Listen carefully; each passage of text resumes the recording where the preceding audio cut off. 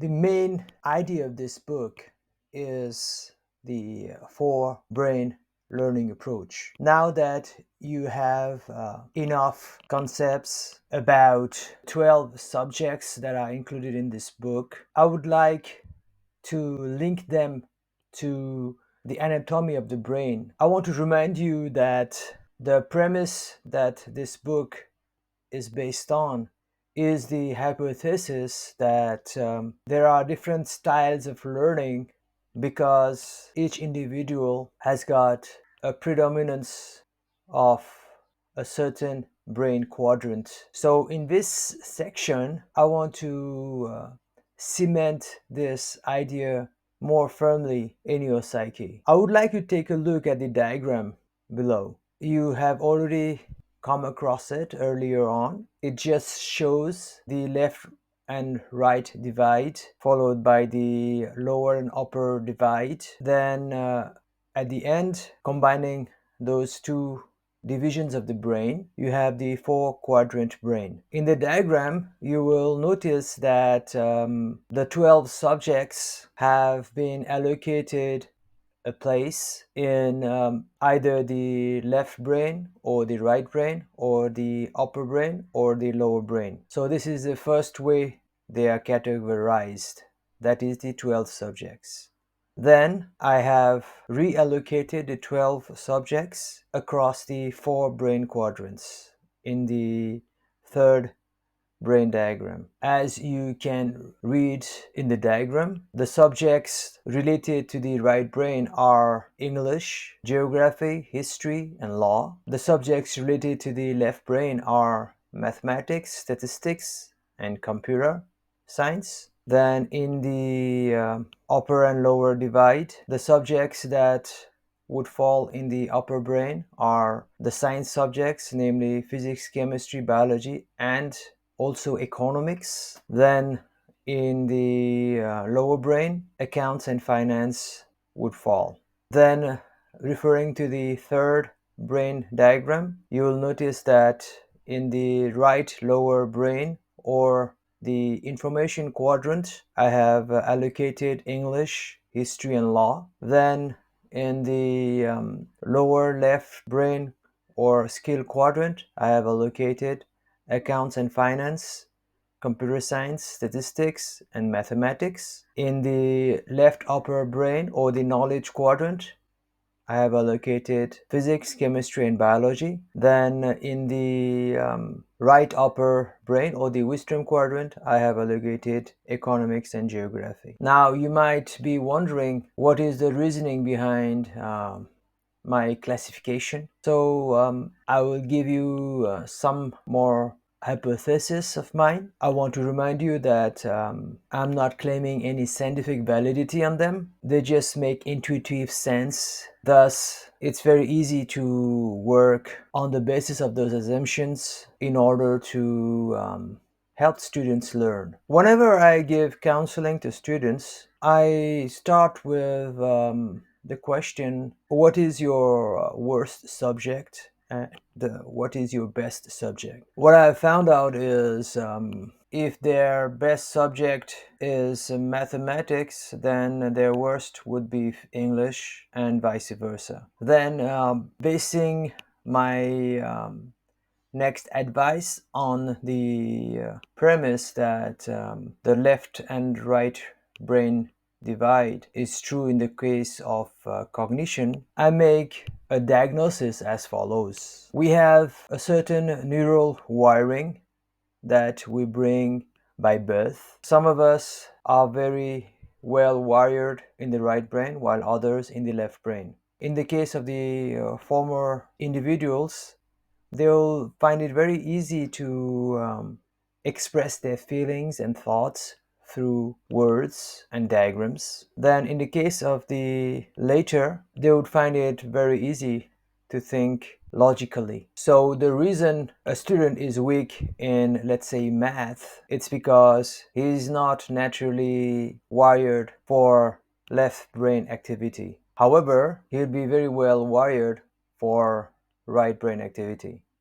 So to advise such a student, we need to help them understand the language of mathematics and help them visualize the operators and the equations. We have to tell them that the problems of mathematics or the numericals in physics or the chemical equations are nothing more than stories, the various parameters being characters. Now, once this left brain is rewired in the image of the right brain, the student is able to learn not only mathematics but statistics, computer science, and even the various subjects of science. In the case a student is very good in logical thinking but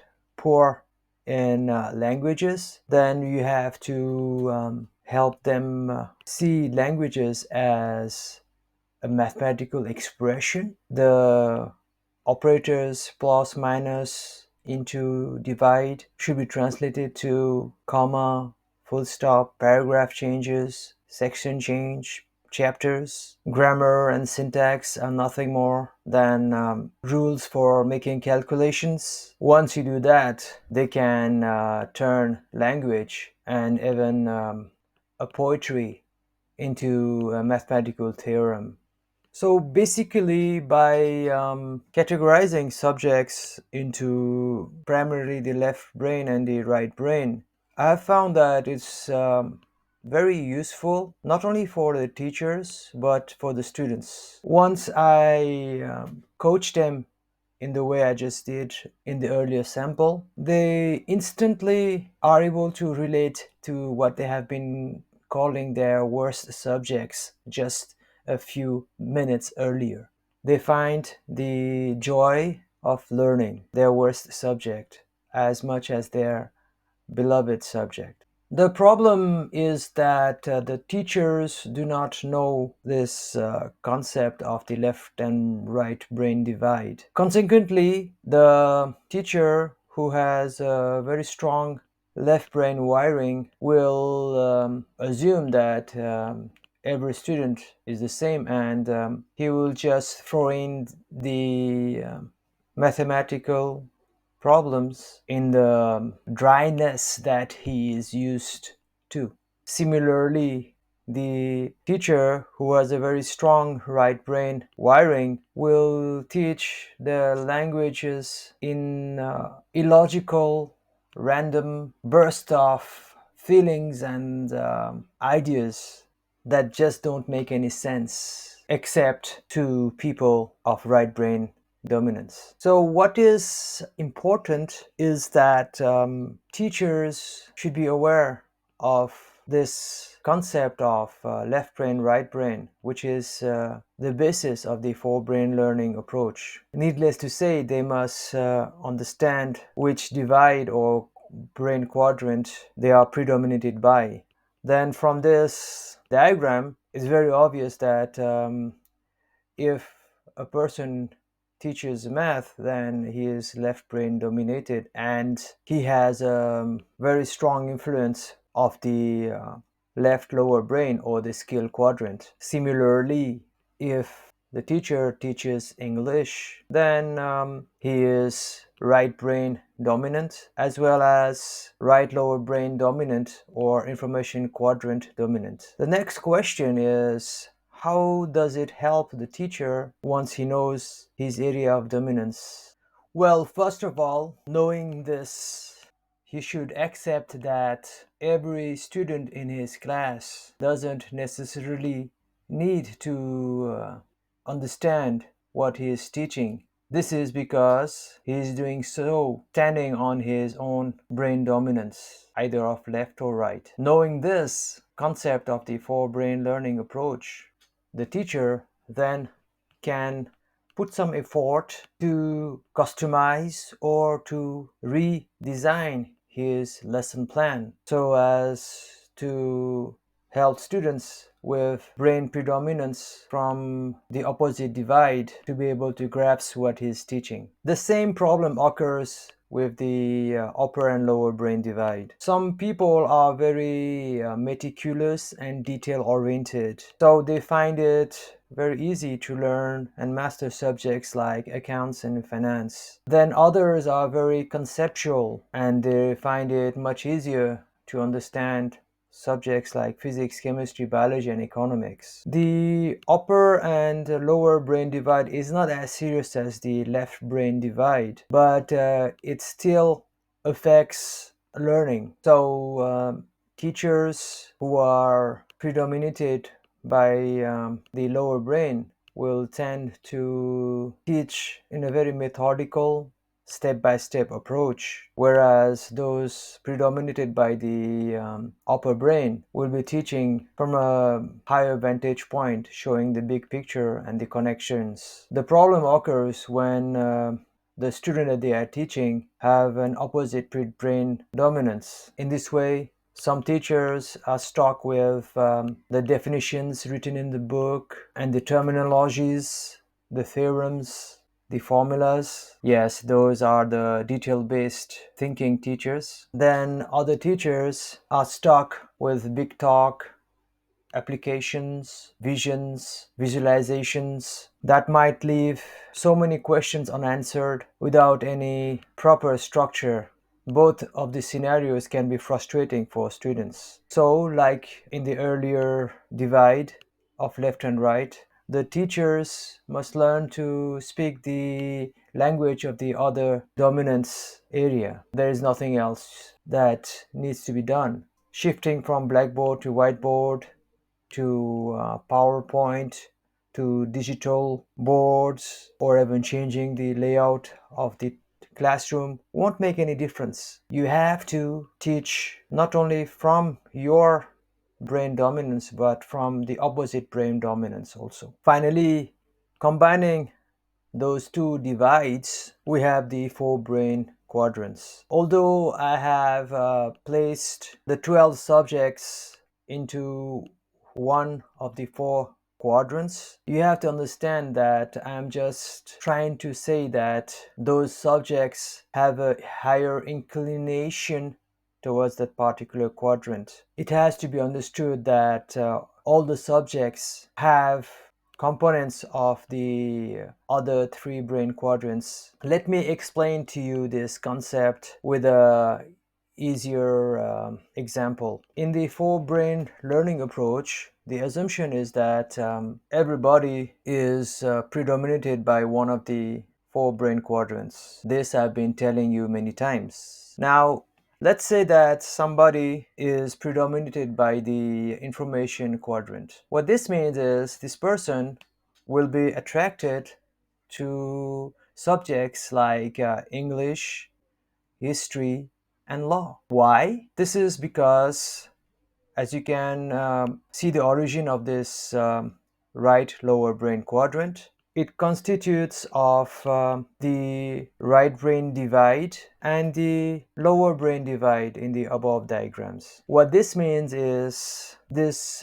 individual loves to express feelings and thoughts, and also loves to go into details and follow procedures, rituals. Now, subjects like English, history, and law by nature are about being eloquent and thorough, following strict rules and procedures. So what I'm getting at is we are born with a predominance of a certain quadrant, and we are attracted by subjects that leverage our strength because of that predominance. Somebody measures in history because, as per the four brain learning approach, his brain dominance is in the right lower brain. He is naturally wired to express himself and to look into details. That's why those subjects like law suits him best, because he can progress much faster and gets much more dopamine kicks by understanding and scoring in this subject. The same principle would apply for the other brain quadrants. Let's continue with the above example. So somebody who loves to think logically and also loves details and is meticulous would be attracted to subjects in the skill quadrant like accounts, computer science, statistics, and mathematics. These subjects naturally require logic and the following of rules and procedures. So he gets lots of dopamine by succeeding in these subjects. Continuing in the same line of example, somebody who is very logical but is also very conceptual and loves to think strategically and see the big picture would prefer subjects like physics, chemistry, biology. The reason is that those subjects require lots of abstract thinking, and yet they follow some kind of order and law that must be discovered and implemented later on. Then somebody who loves to express himself and is also very conceptual would love subjects like economics and geography. This is because logic is not such a great requirement, but abstract thinking still is. You have to go into the suspended disbelief stage when I'm going to tell you this. The brain is designed to learn and operate as per the four-brain learning approach by nature. I didn't invent it, nor even the person who discovered this idea did. Ned Herman didn't make the brain as it is. Even the subjects that I have listed haven't caused our brain to develop those divides and quadrants. Instead, my hypothesis is that through evolution or some mechanism, our brain developed those four kinds of properties long before education was invented. Consequently, after the invention of language, thereafter mathematics and the other subjects, they evolved based on the nature of our four brains. So my conviction is that this four-brain learning is not only the next pedagogy or philosophy. Instead, I believe that the four-brain learning approach is the way to harmonize our educational system with our brain anatomy or neuroscience. I know I might have stretched the limit of my credibility in your eyes with my high flying hypothesis. I don't expect you to blindly accept what I just said. However, from this section's exposition, I'm sure that the idea of the four brain learning approach will stick strongly in your mind and will help you appreciate the way I will be explaining the 12 subjects in the upcoming chapters.